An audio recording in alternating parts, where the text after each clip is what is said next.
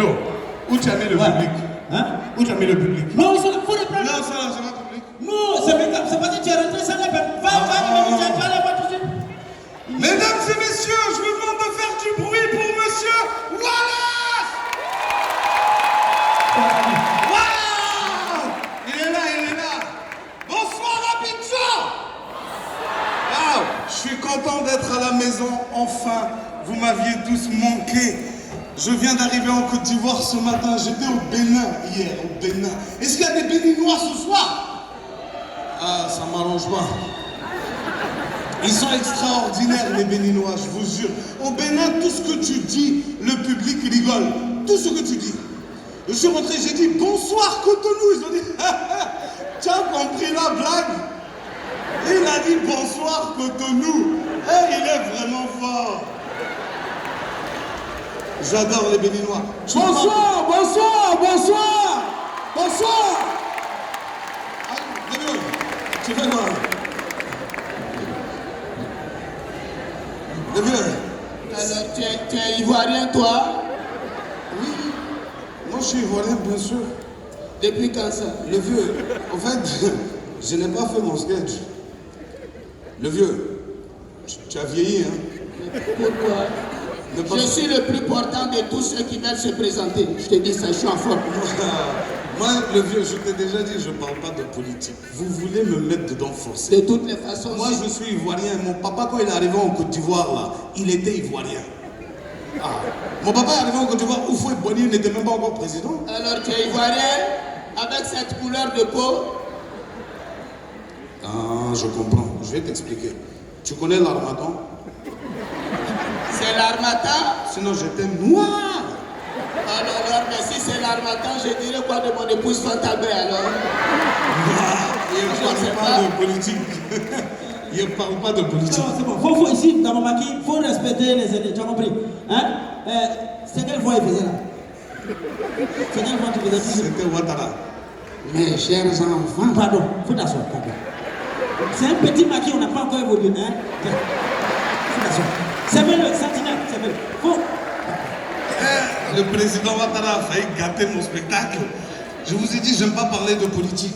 Les Béninois, ils sont extraordinaires. Tu parles des Ivoiriens, ils rigolent. Tu parles des Camerounais, ils rigolent. Tu parles des Guinéens, ils rigolent. Tu parles des Béninois, ils rigolent pas. J'ai parlé des Béninois, mon genou gauche a commencé à gonfler tout seul. Ah. J'ai laissé, je suis revenu sur l'Ivoirien. Je reviens sur le Béninois, encore mon genou gauche gonfle. Je lève short là, je lis sur mon genou, continue, tu vas voir, bâtard. L'Afrique est en marche, mesdames et messieurs. L'Afrique est en marche. 2019 a été une belle année pour l'Afrique. Le Ghana vient d'inventer sa première voiture 100% africaine. C'est une fierté. Je te jure que c'est une fierté. Nous tous, on va rouler ça demain. Même si ça s'appelle Hello My Brother, on va rouler ça demain. Les Marocains ont dit c'est pas normal que les Ghanéens inventent leur première voiture 100% africaine. Nous aussi on veut inventer. Les Marocains ont inventé la première voiture 100% marocaine. J'ai eu l'honneur d'être invité à la tester. On m'a dit voilà, si la voiture, allez, vous pouvez rouler. Hein. Je suis monté, la voiture m'a dit salam alaikum. J'ai dit bah, c'est bien le GPS, les Marocains aussi. J'ai démarré, il m'a dit salam alaikum. J'ai dit, bon, peut-être ils n'ont pas eu le temps de bien programmer le GPS. J'ai mis marche arrière, il m'a dit salam alaikum. Et en tant qu'Africain, quand quelque chose ne marche pas, qu'est-ce qu'on fait? On frappe. Donc j'ai tapé GPS là. Et là, il m'a dit, arrête de frapper à l'hamar. On te dit salam alaikum, au moins tu réponds. J'ai dit, attends, c'est GPS qui est là, parler avec moi. J'ai dit, alaikum salam, il m'a dit, enchanté, Hakim le GPS. Et toi? J'ai commencé à rouler à un moment donné, le GPS m'a dit tournez à droite. J'ai continué tout droit. Il m'a dit ça fait 1. J'ai dit ça fait 1 quoi? Il dit écoute-moi, ça fait 1. La deuxième fois tu m'écoutes pas, je vais t'exploser. Il m'a dit tournez à droite la deuxième fois, j'ai continué tout droit. Le capot de la voiture s'est ouvert et un gars qui est sorti. Il m'a dit tu n'as pas besoin de moi, je me casse. Hakim, le GPS, il est vivant, il est dans le moteur. Ça, c'est rien, mesdames et messieurs. Imaginez qu'en Côte d'Ivoire, on invente la première voiture à 100% ivoirienne. Eh, ce pas te dire tourner à droite. Il va te dire, ouais, petit, il faut piquer à droite. Et puis si tu ne tournes pas, il va te dire, regarde, tu es trop bête. On dit de piquer, tu vas, faut avancer, on est 24 décembre, tu connais pas. Ici, là, embouteillage, policier. Regarde, il faut le laisser devant là, trop loin, il faut piquer à gauche. Et puis si le policier t'a arrêté là, tu connais.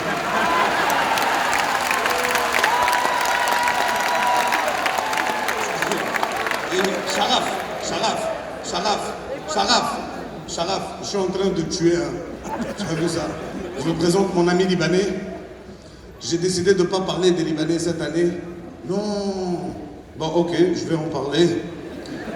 Je te jure, je ne voulais pas parler des Libanais. Vous savez, mesdames et messieurs, j'ai décidé d'arrêter. J'ai pris l'avion avant-hier. J'ai la chance de faire un métier qui me permet de beaucoup voyager et de rencontrer beaucoup de gens dans l'avion. Et le pilote de l'avion m'a reconnu. Il dit à l'hôtesse, c'est Wallace qui est dans l'avion, va l'appeler, il va assister à l'atterrissage. J'ai dit, hey, c'est gentil. Donc je suis assis dans le cockpit, comme ça on va atterrir. Je l'entends dire, AT535, ask for authorization. J'ai dit, le vieux, tu demandes quoi? Il dit, non, il demande autorisation pour atterrir. J'ai dit, ah, mais pourquoi tu fais ça? Il dit, non, que c'est comme ça, c'est dans la réglementation. J'ai dit, oh. Et ils ont déjà refusé ça. Quelqu'un m'a dit, moi je sais pas.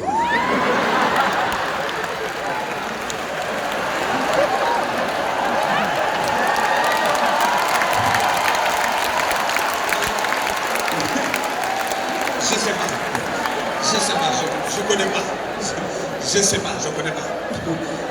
J'ai rencontré des gens dans l'avion. Je ne sais pas si vous connaissez ces gens-là qui ont peur de l'avion, mesdames et messieurs. Avant-hier, il y en avait un avec moi dans l'avion, un Libanais. Lui, il a peur de l'avion tout court. Mais lui, je crois que c'est grave. Ça doit être depuis la naissance. Il doit être aviophobe. Ça veut dire que même quand il voit un avion, il a peur. Même à la télé, il doit avoir peur. Il était assis, puis il lit Coran tout seul. J'ai dit, Maman, Hamoudé, calme-toi, il n'y a rien, c'est pas grave. L'hôtesse de l'air a commencé à faire des gestes, là, tu connais. Ouais, elle fait grand, et puis elle fait des grands.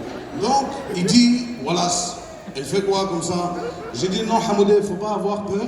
Elle est en train de nous expliquer si l'avion tombe. Il dit, l'avion va tomber, ah, Wallace. Il ne m'a même pas écouté, il s'est levé, il parle avec elle. Elle est encore en train de faire les gestes, là. Il dit, madame, il n'y a pas quelqu'un ici, il est sourd et muet, parle avec nous. Pourquoi tu fais les signes? L'avion, il a quel problème? Parle avec moi. On dit, monsieur, asseyez-vous.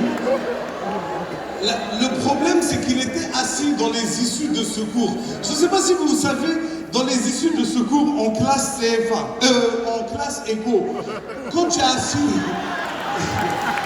Oh, elle est passée, Manou, elle est passée. Quand tu es assis comme ça en classe éco, l'hôtesse de l'air vient parler avec toi et elle est venue voir Hamoudé. Elle lui a dit, monsieur, s'il y a un problème dans l'avion, c'est vous qui allez devoir ouvrir la porte. Il dit, madame, on n'a pas encore décollé, c'est mieux, tu vas parler avec moi direct. Parce que depuis tout à l'heure, tu fais les comme ça, il y a quel problème dans l'avion? Elle dit, non, il n'y a pas de problème, mais au cas où, il dit, ah, mais tu ne peux pas me dire au cas où. Tu ne peux pas me dire qu'il n'y a pas de problème au cas où. C'est comme si moi je te dis, j'aime mon femme, je ne peux pas la tromper, mais au cas où tu connais. Donc, on lui dit, monsieur, c'est la réglementation. S'il y a un problème, c'est vous qui devez ouvrir. Il dit, ah mais madame, quand je suis allé acheter mon billet d'avion, elle ne m'a pas dit, tu vas ouvrir la porte de quelqu'un. Elle m'a dit, tu vas t'asseoir ici. Il y a un vieux qui était au fond de l'avion avec sa canne. Il dit, madame, moi je peux ouvrir la porte. Le Libanais l'a regardé. Il a regardé l'hôtesse. Il dit, madame, je vais ouvrir les portes. Parce que si on va attendre lui, il va venir ouvrir les portes. On va tous mourir. On était en l'air, mesdames et messieurs, en l'air. On lui dit, il faut bien te rappeler, s'il y a un problème, tu prends la manivelle, vous tirez, vous tournez, vous poussez. Hamoudé n'a pas dormi. Hamoudé est là et puis il prie, et puis entre deux prières, il fait tirer, tourner, pousser. Tirer, tourner, pousser. Je dis, Hamoudé, tu fais quoi? Il dit, non, c'est normal. Je dois me rappeler de l'ordre. L'avion, il est sous ma responsabilité. S'il y a un problème que j'ai mélangé, tiré, tourné, poussé, et j'ai fait tourner, tiré, pousser, les portes, il ne va pas s'ouvrir. On va tous mourir. Il y a un petit qui allait aux toilettes, il dit, petit, tu vas où? Il dit, je vais aux toilettes encore. Il dit, va vite, tu viens, tu mets ton ceinture de l'avion, il va tomber. On dit, Hamoudé, arrête ça. On était en plein air, l'avion a commencé à faire des secousses. On appelle ça trou d'air, les turbulences. Il a appelé l'hôtesse, il dit, madame, il y a quel problème dans l'avion, ça bouge. On dit, non, monsieur, c'est les trous d'air. Il s'est retourné vers moi, il dit, tu vois, voilà, il ne veut pas laisser le monsieur là travailler. J'ai dit, quel monsieur? Il dit, il n'a même pas fini de fermer les trous en bas, ils ont déjà gâté en haut.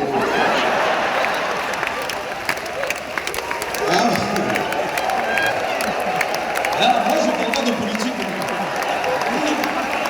Attends. Qu'on soit juste d'accord sur une chose. Je suis responsable de ce que je dis, pas de ce que vous comprenez. Sinon, ce que moi j'ai dit là, c'est très clair.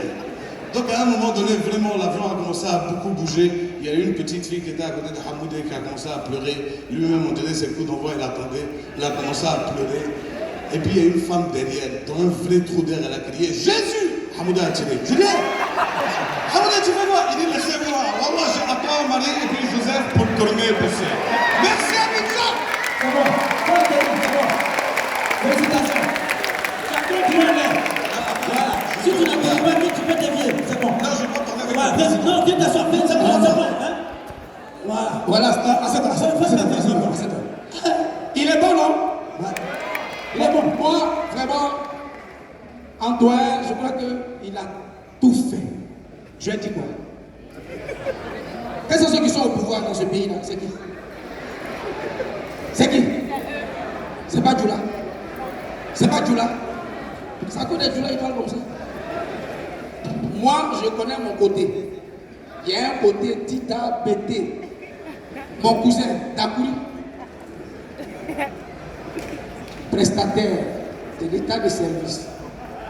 Ça dit, il donne des articles de bureau, il donne ça à la présidence. C'était dans son temps, au temps de Bako, ils n'ont pas payé. Dakouri, au temps de Ouattara, on la paie. C'est risqué.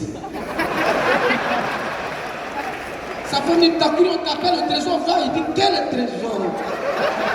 Moi, Dakouri, chez trésor de Djoula. Je suis en danger. Sa femme dit, les Djoula sont gentils, va. Il dit, chérie, apprête le cercueil. Si je viens au complet, c'est bon. Et si je suis allé, puis tu vois à vie et communauté, mes bâches. Sa femme dit, va. Dakouri arrive au trésor. Le DG du trésor s'appelle Koni Adama. La secrétaire reçoit Dakouri. Dakouri est plus vieux que la secrétaire. Il voit la secrétaire faire ça. Bonjour, Tanti. Elle dit, c'est monsieur Dakouri. Il dit, c'est moi. Oh, asseyez-vous, vous allez prendre un peu de café pendant que le DG. Il dit, j'ai déjeuné. J'ai plus qu'à faire à la maison. Elle dit, bon, Dakouri, le DG va te recevoir. Le DG voit Dakouri à l'écran. Il dit, faites entrer Dakouri. On dit, monsieur Dakouri, entrez. Dakouri au trésor. Il voit le DG lui fait ça. Bonjour tonton. Le DG dit, ça va Dakouri, assieds-toi. Mais c'est vrai, l'État c'est une continuité. C'est vrai qu'on n'a pas pu payer dans son temps, mais nous, on a décidé de payer tous ceux qui ont quand même. Voilà. Il dit, on m'avait dit, Djoula était gentil. On a la vérité. DG, je suis à tes ordres. Le DG dit, bon, écoute, ton chèque c'est 5,5 millions. Il dit, c'est ça. Il dit, va au bureau C. Madame Bakayoko Alimata va te recevoir. Elle va te donner un tampon sur le récépissé et tu vas voir M. Koulibaly. Au bureau A, qui va t'envoyer au sous-sol, chez Diarasouba. Diarasouba va t'envoyer chez Hassan. Et Hassan peut t'envoyer au guichet chez M. Keïta. Keïta va effectivement voir si c'est ça et tu vas te faire payer chez Madame Alimata Bakayoko. D'accord, il fait ça.